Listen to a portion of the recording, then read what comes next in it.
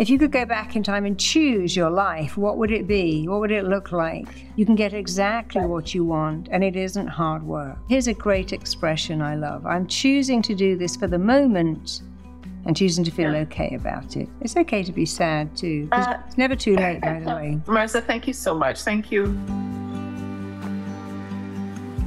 Your life was perfect, and then it was rocked by your husband cheating on you. Is that right? From the outside, it looked perfect. I was that, and having started with RTT and being in Vancouver, I've learned so much about myself. But yeah, it was perfect.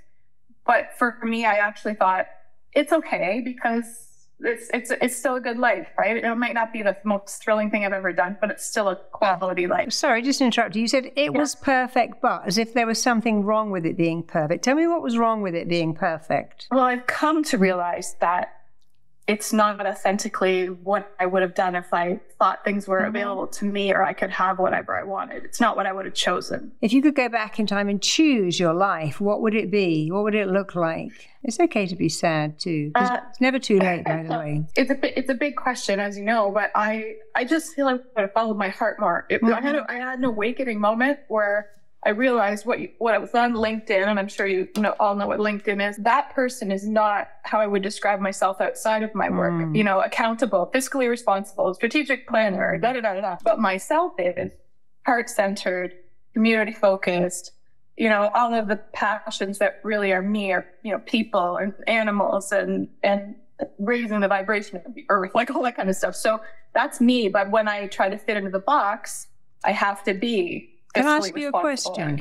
When and where did you learn that you had to be perfect? Because here's the thing. Here's the perfection finishing line. Here's Shelley running towards it. And as you get close to that line, it moves and it moves and it moves. And the race to be perfect has no finishing line ever. You can't finish it. So you can never win the race to be perfect. And I found in my many years' experience that my clients are the unhappiest, always the ones who wish to be perfect. They're also the loneliest. If you said to me, Marisa, which of your clients are the unhappiest and the loneliest? The perfect. The ones who try to be perfect, because there is no perfect. We can't be perfect. It's like trying to get your house perfect. Just as you finish it, it gets all messed up. But no baby is born saying, hey, I better be perfect. Babies with all their input, with their runny nose and their leaking diapers and their little milk spots and their triple knees and no hair, think they're utterly perfect. But they don't know what that is. Where did you discover that you had to be perfect in order to have a happy life? Where does that come from? I think it comes from my mom. I'm going to visit her later today, and it's like, like she gets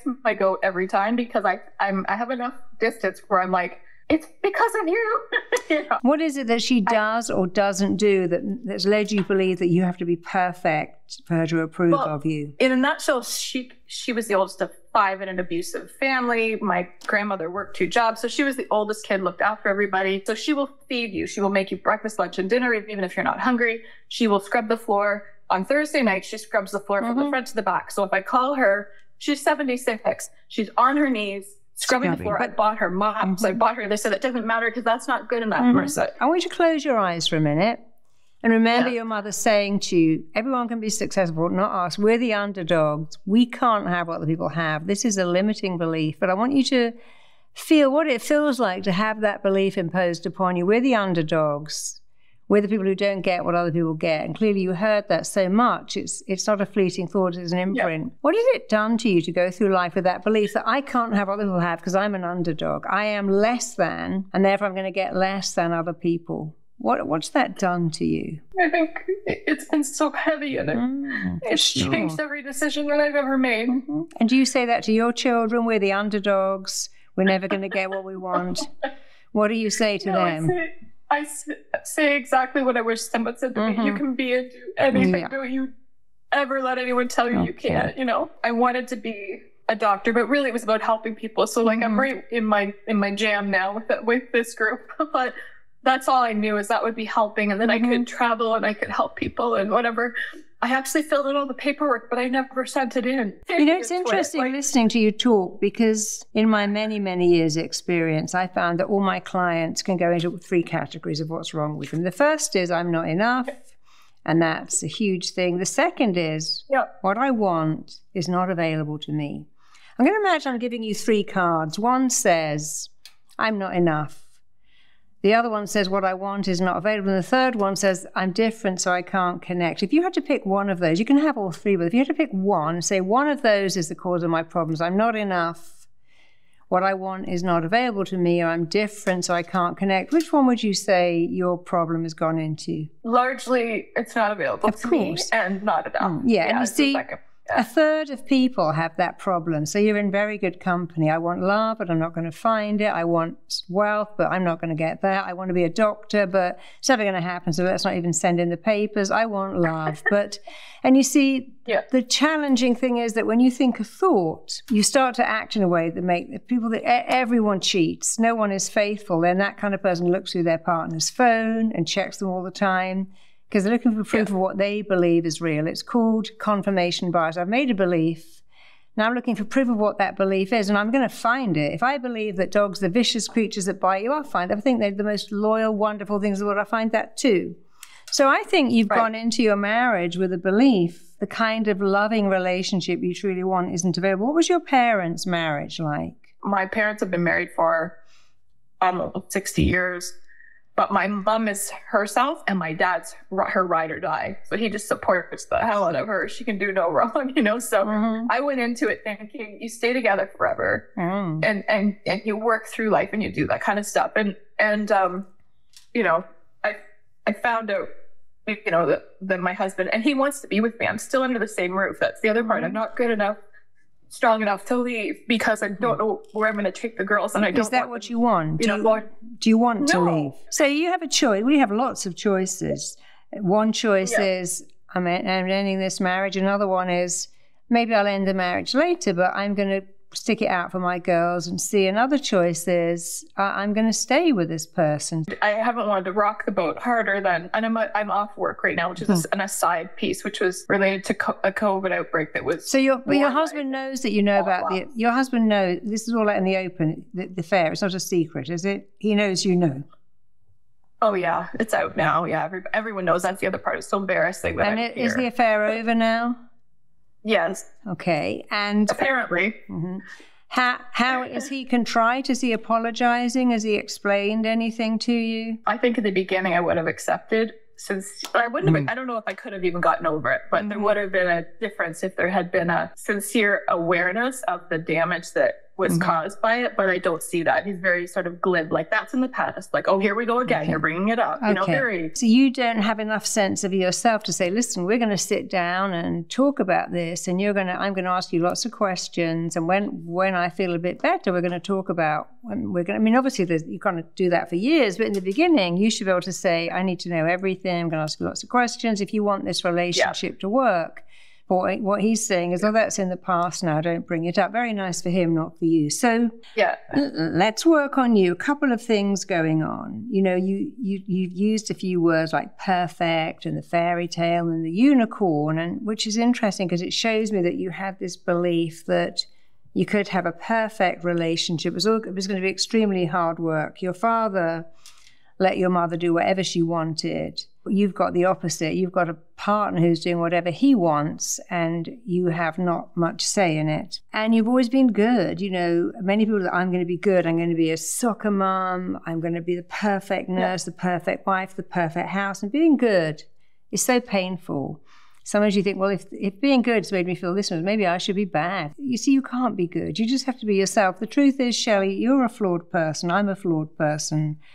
We have flawed relationships with flawed people. I call it being flawsome. But you have to think only about you. What do you want? Obviously you can say, well, my girls need mum and dad at home. They're teenagers. That may be true. But what do you want? Today, if you could be really honest about if I could wave and say, Shelley, tell me what you want. Pretend I'm a Spice Girl. Tell me what you want. What you really, really want. And then I'm going to see if I can make it happen. Tell me what you really, really want. What do you want deep inside of you? I want to be anchored in myself and not of the trappings around me, whether it's my career or my marriage or my house or my car, whatever. I want to feel like I know who I am when it's just me. And do you know who you are? I'm starting to figure out. That's the trouble with being good, you know. We're so busy being the perfect wife, the perfect mum, the perfect nurse, but we forget who we are because we're so busy being perfect that we suddenly think, oh, I don't even know who I am. That's the scary part. Is like, I'll be 50 next month, and I think, wow, this is what they say in midlife, and I'm starting over. But aren't you lucky that today we live until we can live until 100, and you've done the first bit, you've been a wife, you've raised 2 teenagers. The next bit is for you. You can do whatever you want. You can go where you want. So that's exciting. You know, you've had the children. They're going to go off to college, and it'll be your time to do whatever you want. When you think about that time, so close your eyes, imagine the children have gone to college, they're having a great life, you've done a great job as a mum, they're perfectly happy. Is your life now, you and your husband at home together doing the same old stuff? Well, what does that life look like when the children leave home? I'm gone. You've left? I'm not here. Okay. I've left. Okay, so that's what you want. So now you can open your eyes because you know what you want. And it doesn't matter if you wait for that, you know. The thing with pain is you can cope with pain when it has an ending. You know, I was giving birth, I could cope with it because they said, this is going to go on for another hour, and then it's like, okay. You can cope with anything when it has an ending. So if you know, I am going to leave this relationship later, that's a great thing. There's no rush. Not like you don't want to have another baby or run off with someone else. It sounds like you just need some time now to decide what do you want. And it's a good time to close your eyes and think, okay, 5 years from now, 3 years from now, how do I want my life to look? So you have an answer, you know. And you can stay in that home for the moment and get your girls ready for their future life. But also, as you get them ready, I want you to start thinking, they're going to college and I'm going to go off and have my life as well. Did you say you're trained in RTT? Yeah, I just graduated. That's amazing. You see, many people say, I want to be a doctor, and I didn't be. Why did you want to be a doctor? Because you wanted to help people. But you can help people with RTT. You know, we do healing vortex and command therapy. Yeah. I was on the phone with someone just today who said that she's been working with autistic children, and she's having tremendous results just using cell command therapy and healing vortex. So close your eyes, and I want you to just imagine going back and finding that little baby who, as her life progressed, had to be so good. Her mother told her the hard way is the only way. And you've got to be not just work seen to be work. I want you to pick that little girl up and take her back to your house. Just take her out of that house with your mother, who said all of those things about, you know, the hard way is the only way. And I want you to take her back to where you live now with your daughters. And you don't tell them that. You tell them the opposite. You can have whatever you want. And I want you to hold that little girl. I want you to just say a couple of things. Repeat. And anyone who's listening can do the same thing, by the way. If any of you are listening and it resonates with you, put your arms around that little girl or boy that used to be you. And I want you to all say these very words. Right now, say this, Shelley. I'm becoming a loving parent to you now. I'm becoming a loving parent to you now. No one in the world can play this role like I can. No one in the world can play this role like I can. I love you exactly the way you are. I love you exactly the way you are. I love you completely. I love you completely. And unconditionally. And unconditionally. And I'll always have time for you. I'll always have time for you. I'll always listen to you. I'll always listen to you. You're amazing. You're amazing. And everything you want. And everything you want. Is available to you. Is available to you. Freedom is available to you. Freedom is available to you. Love is available to you. Love is available to you. And it's all easy. And it's all easy. You can have an amazing life. You can have an amazing life. Of joy. Joy. Love. Love. Freedom. Freedom. It's available to you. It's available to you. And I want you to just remember, Shelley, being in the womb. When you were in the womb, it was always 75 degrees. You had 24-hour room service, and there was always someone there. And that's what a baby is born with, the belief, oh, everything's available to me. I can have 24-hour room service. There's always someone there, and it's always warm. So in the womb, you were born, came out of the womb with the belief. That's why babies, they want attention. They want to wake the whole house up. They want to wake everyone up. They do. They don't think, oh, my mum's tired, or, gosh, she spent ages making this organic broccoli. I shouldn't spit it out. She just laundered this T-shirt. I shouldn't throw up on it. When you were born, you had a belief, everything is available to me with bells on, and you haven't lost that belief. Your mother just did a good job of giving you another belief, but now you can say, well, I'm not my mother's daughter. I don't live with her. This is my life, and everything is available to you. And it isn't hard work. You see, you've had a few limiting beliefs. It's all hard work. And even then, it's not to say, let's work and work and work, but never be available.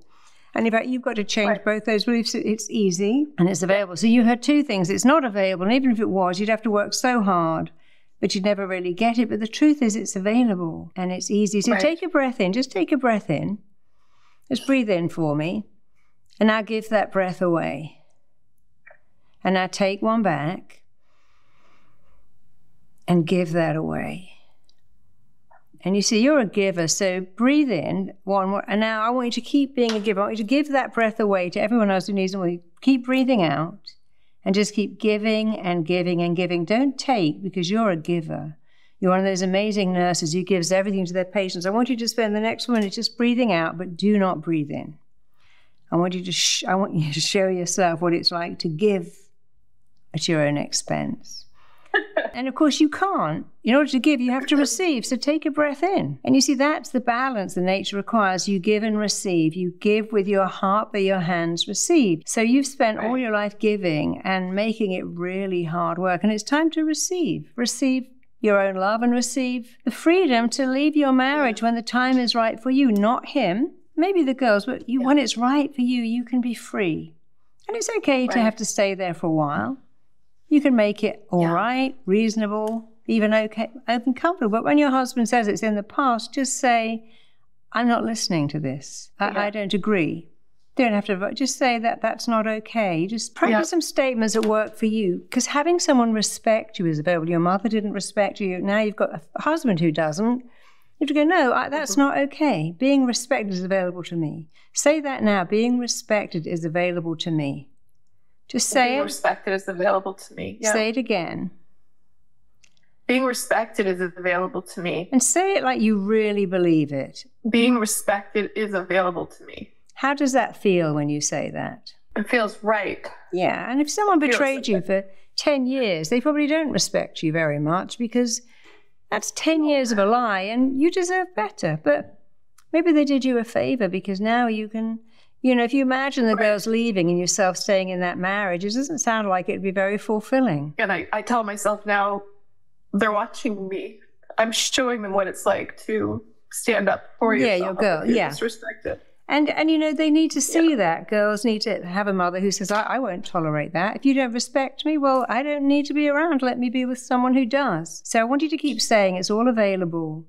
And remember, you came onto the planet knowing that it's all available. You acquired some limiting beliefs. I can't get what I want, and even if I could, it's such hard work, it's almost not worth it. But these things are not true, and they're not real. You can get exactly what you want, and it isn't hard work. So go back and every day talk to that, say the same things. I'm becoming a loving parent, and everything is available. And I can tell you, life becomes amazing at 50. At 50, our kids are leaving home, and we can do whatever we want. I'm having the time of my life now, the last 15 years. I loved being a parent. I loved raising a baby. But it's a wonderful thing when you can just think, I can do whatever I like now. I like thinking about, and it's still, I still have power even if I'm choosing to stay here for a bit. It doesn't mean I'm not. No, because you're choosing. You see, that's the thing. Yeah. You're choosing to stay for the moment. So here's a great expression I love. I'm choosing to do this for the moment and choosing to feel okay about it. For something to hurt you, it's got to be what I call PPP. It's got to be permanent. It's got to be personal. It's got to be all pervasive. You staying in that relationship isn't permanent. It isn't all pervasive because there are times when you're out meeting friends or sleeping and you're not actually in that relationship. And it's not personal. It might feel personal, but your husband would have cheated on any wife he had. It's really not personal. Yeah. So it's not permanent. You're choosing to stay because you're a great parent. You're choosing to take your time to get it right. You don't have, why should you rush out of anything, including your home, until it's right for you? You have, it's like, this is my time, and I'll choose when to exit, and I'll choose when it's the right time, because that's right for you. But it's not permanent, and it's not personal. It's not all pervasive. Keep in touch. Let me know how you get on. I will. Marisa, thank you so much. Thank you to the team and everyone for letting me take the time. Thanks, everyone. Very glad we picked you. Thank you, Shelley. Check out my next video here.